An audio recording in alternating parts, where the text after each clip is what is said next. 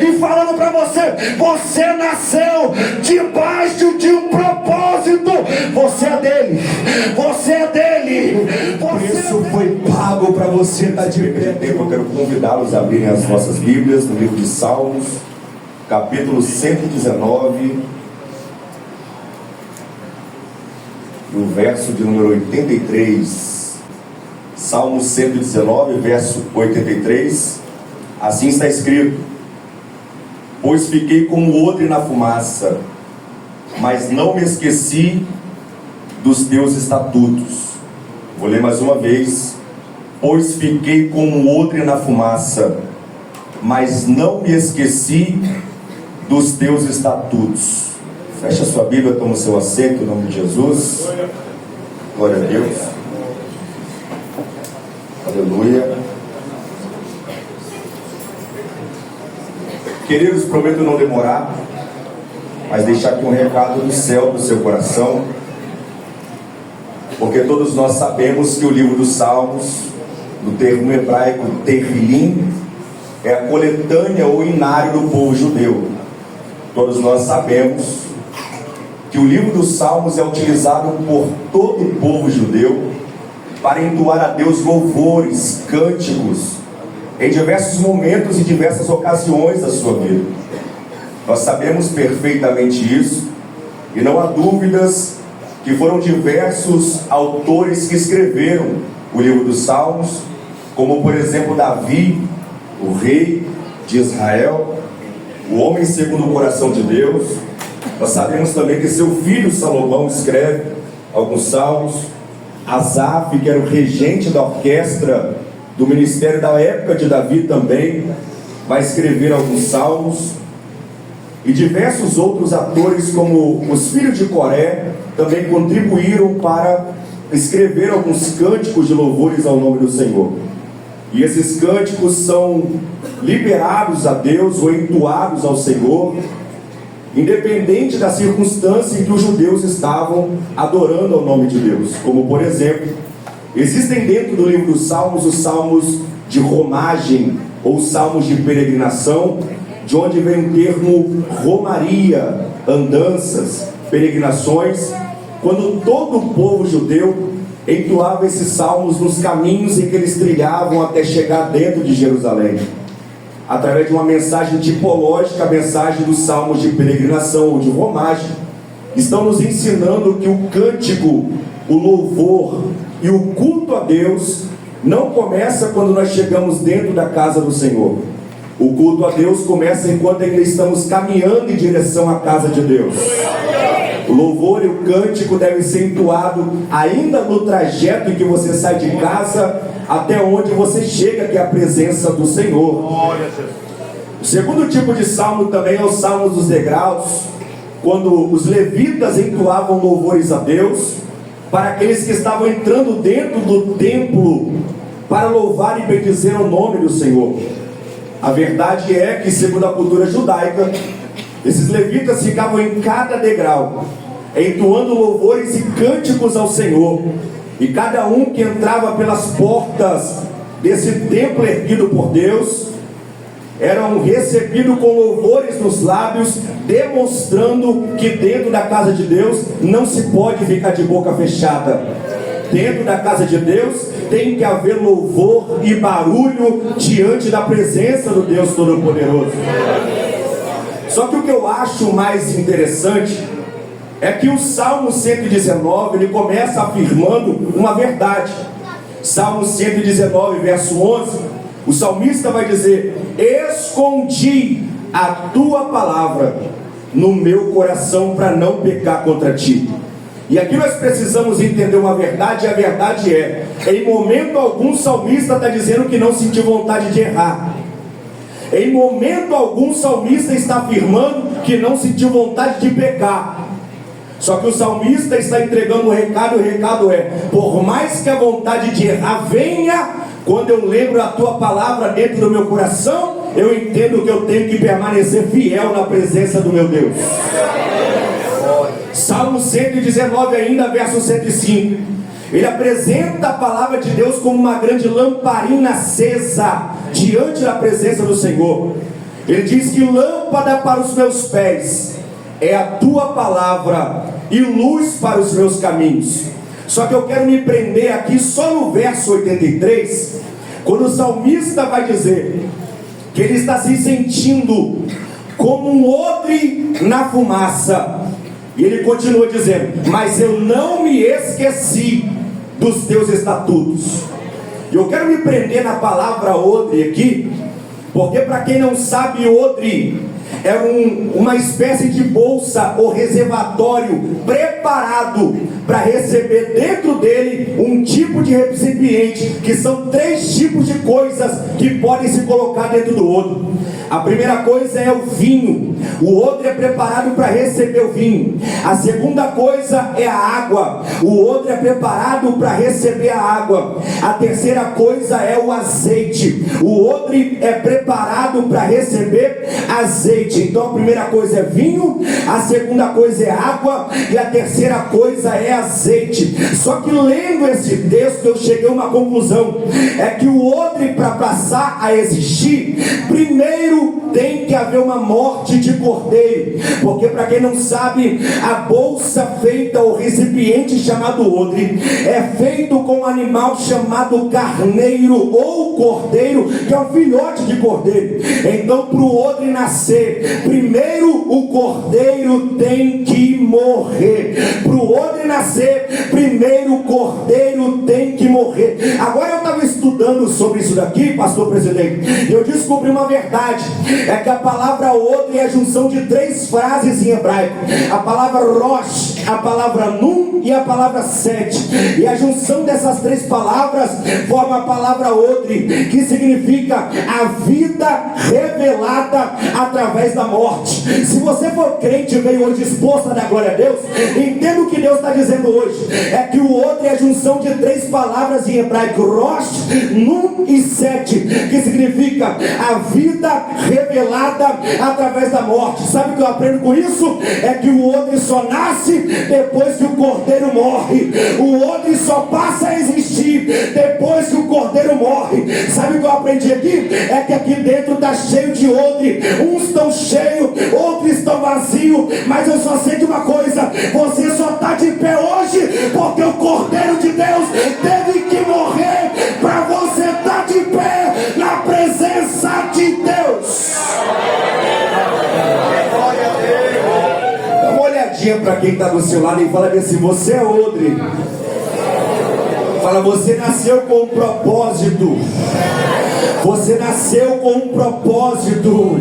Nunca deixa ninguém dizer que você nasceu, não nasceu para viver o propósito de Deus. Porque tem odre que é maior, tem odre que é menor, tem odre que é mais estreito, tem odre que é mais largo. Mas pouco importa o tamanho, a estreitura. O que importa é saber que você é odre. Pastor, como assim? É porque tem gente que olha para você e acha que você não é capacitado para ser chamado de odre. Quando alguém olhar para você e disser: você não tem capacidade para ser odre, você olha para ele e fala assim: até deixo de adorar, até paro de servir a Deus, mas antes me mostra uma coisa: cadê a marca de espinhos na sua cabeça?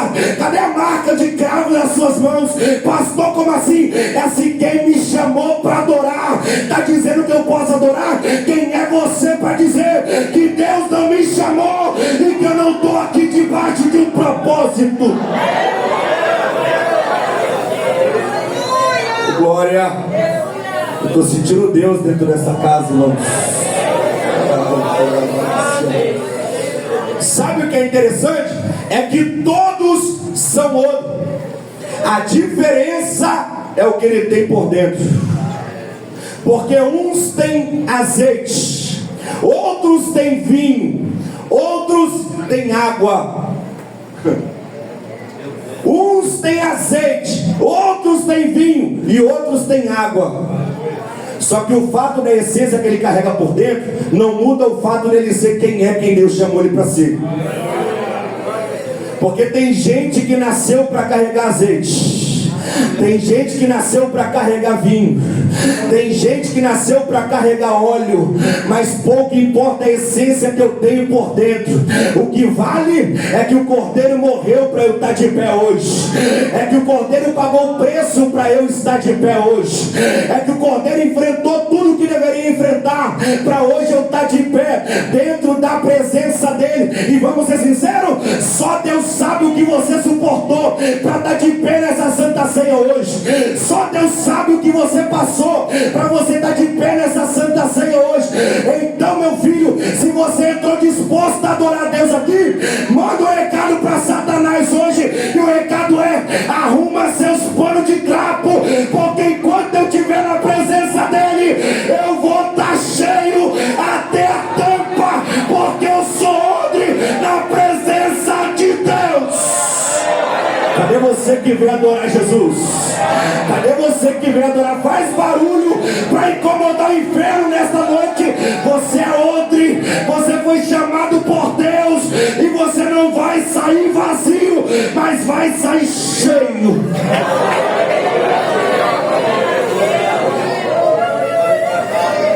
Olha que detalhe: quando o odre nasce, o curtidor tem que pegar o odre e preparar ele na madeira. O odre é pendurado no madeiro. Coloca-se sal sobre o odre. Para quê, pastor? Para tapar as brechas. Quanto mais tempo ele fica agarrado na madeira, mais resistência ele tem. Quanto mais perto da madeira ele está, mais resistência ele tem e mais brechas são tampadas. Pastor, como assim? É que não adianta ser odre, mas está rachado.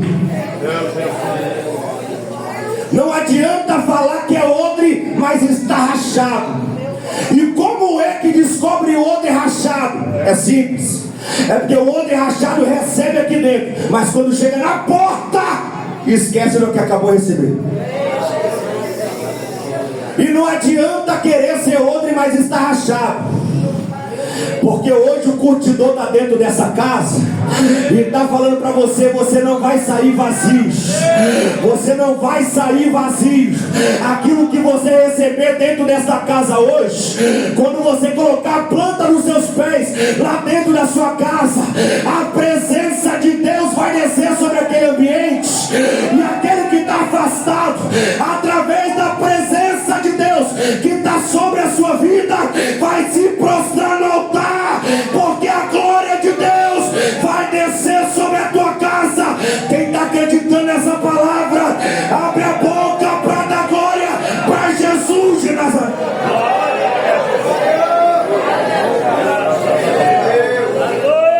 Oh glória, oh glória, oh glória. A vontade do diabo é ver você odre mais vazio. A vontade do diabo é te ver odre, mas faltando alguma coisa dentro de você. Mas hoje o diabo está quebrando a cara, porque a presença dele está dentro dessa casa, enchendo os odres hoje. A presença dele está dentro dessa casa, enchendo os odres hoje.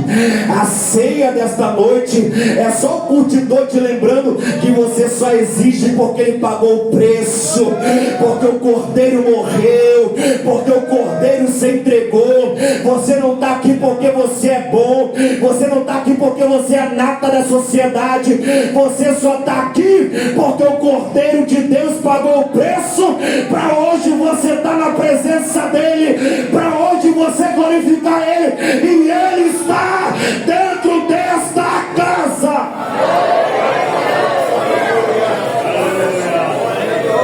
Dá uma olhadinha, irmão, para esse crente do seu lado. Pergunta: tem glória a Deus aí, irmão? Pergunta para ele: tem glória a Deus aí, irmão? Oh glória, oh glória. Se vale Bíblia, eu vou tentar te motivar nesta noite, porque Paulo escreve a carta aos Romanos, capítulo 7, verso 24, dizendo: miserável homem que sou, quem me livrará do corpo dessa morte? Muito se prega sobre isso, mas pouco se explica o que Paulo está tentando dizer para a igreja. Pastor, o que é? Paulo domina as duas culturas, judaica e também a romana. Paulo sabia que os romanos mataram Cristo através da crucificação.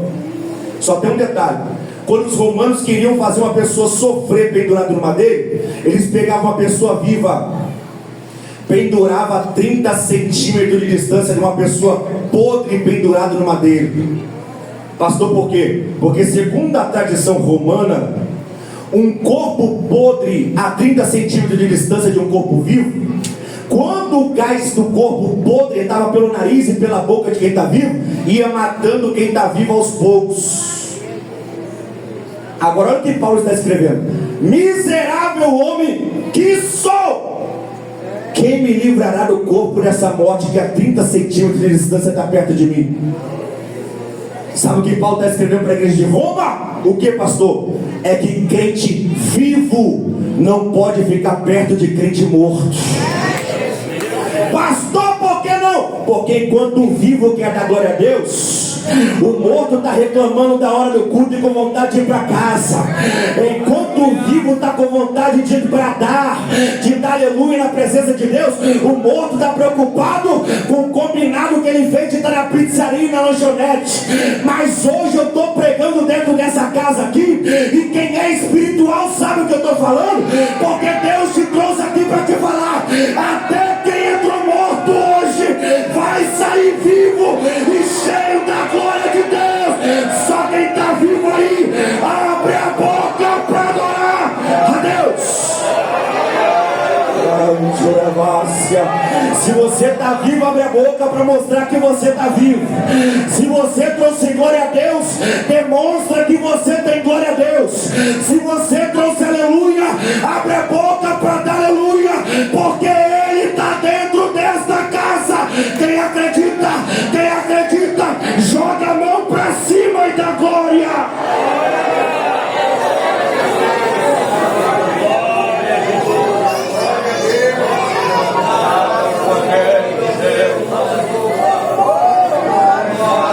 Ele está dentro dessa casa. Eu estou sentindo a presença dele aqui. O recado dele é: mesmo que tenha alguém morto do teu lado, a presença de Deus está descendo sobre essa casa hoje. A presença de Deus está dentro desta casa hoje. Cadê os crentes corajosos, os crentes valentes, os crentes pentecostais de dentro dessa casa para fazer barulho? Porque eu não preciso pregar com uma multidão aqui dando glória, aleluia. Eu só preciso de 3 crentes corajosos dispostos a adorar. Cadê você que veio para adorar? Abre a boca para adorar a Deus. Aleluia. Aleluia.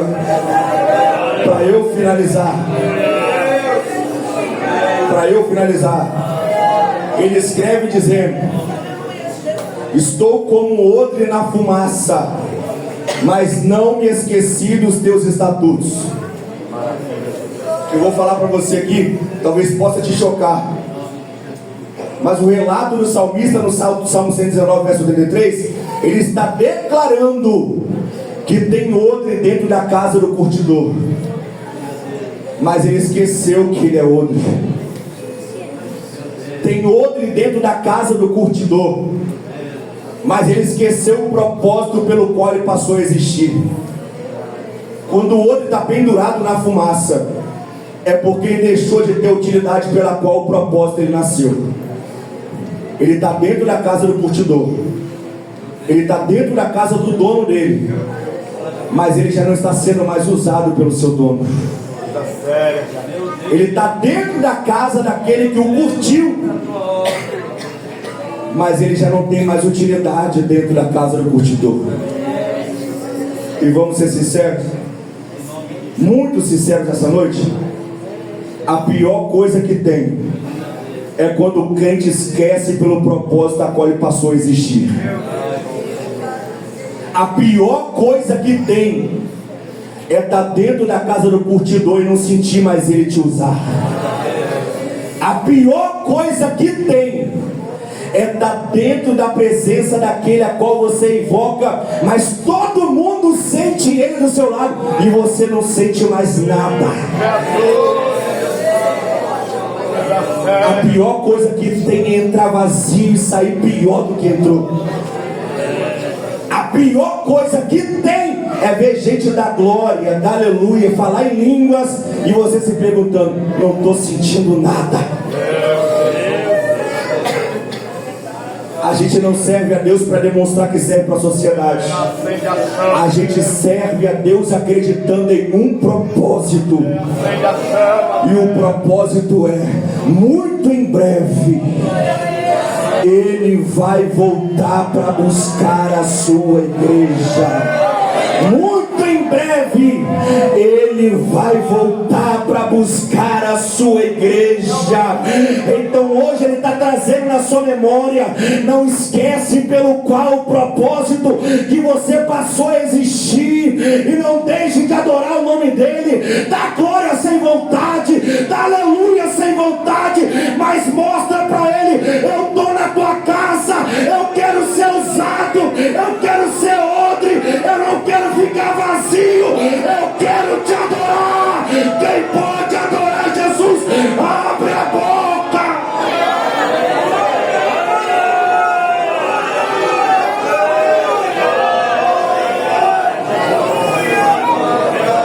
Ele escreve: eu dou como odre na fumaça, mas eu não me esqueci dos teus estatutos. Oh glória, oh glória.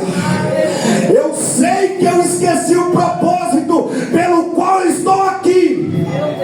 Eu sei que eu perdi a rota. Só que quando eu lembro da tua palavra, aí eu entendo que eu não posso parar.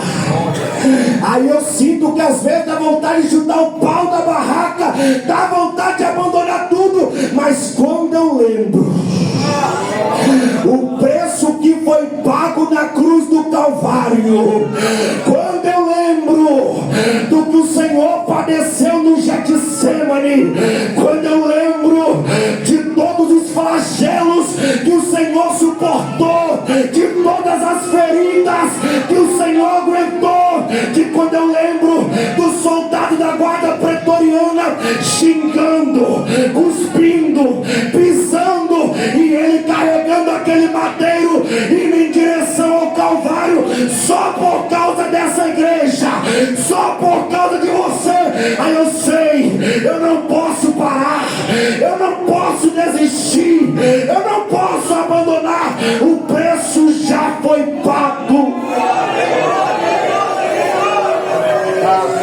Coloca de pé em nome de Jesus, finaliza agora. Se coloca de pé em nome de Jesus, irmão.